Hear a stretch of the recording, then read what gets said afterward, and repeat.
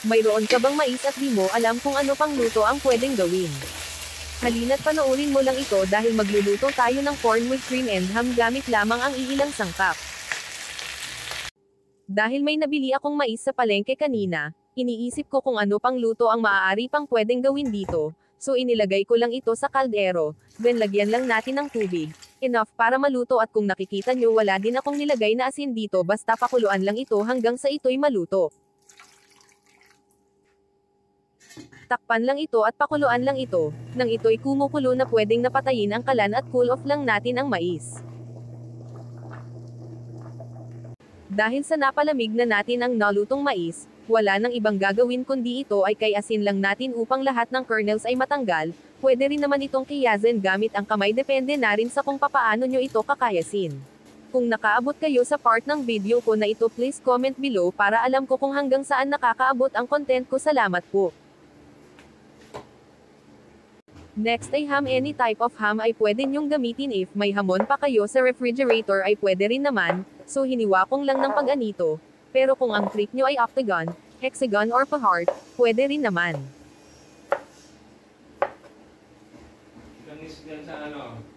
Sunod na rin natin ang mushrooms, gumamit lamang ako dito ng mushrooms na nakalata, at hiniwa ko lang ito.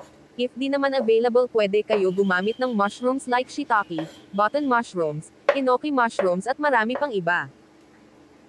Madali lang itong lutuin mga friend, butter lang ang gagamitin nating pangluto dito. Hayaan lang natin itong mag-melt, di na natin kailangan itong lagyan ng mantika, then ilagay na rin natin ang chopped garlic at onions, lutuin lang natin ito.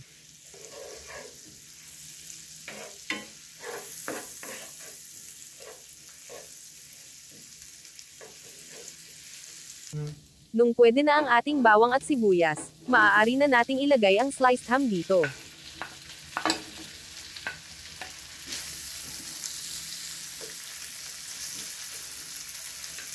At ang mga hiniwang mushrooms.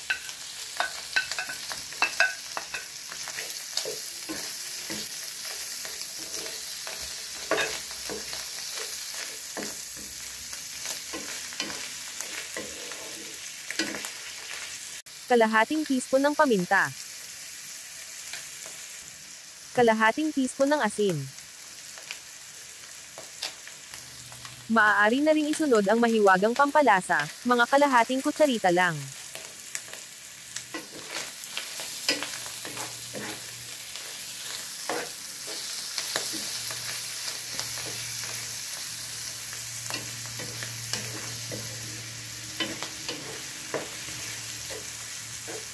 After ng ilang minutong paggigisa, pwede na rin natin ilagay ang corn kernels dito.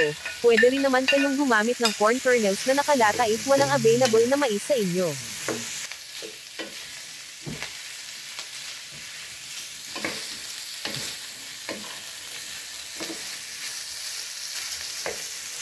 At nagbuhos na ako ng nestled cream dito. Kalahati lang ang inilagay ko para di siya magsabaw.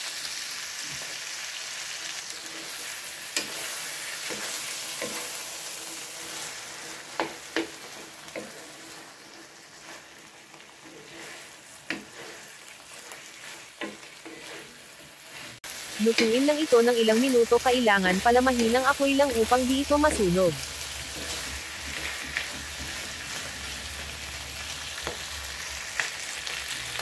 Matapos ang ilang minutong pagluluto, ito na ang corn with cream and ham.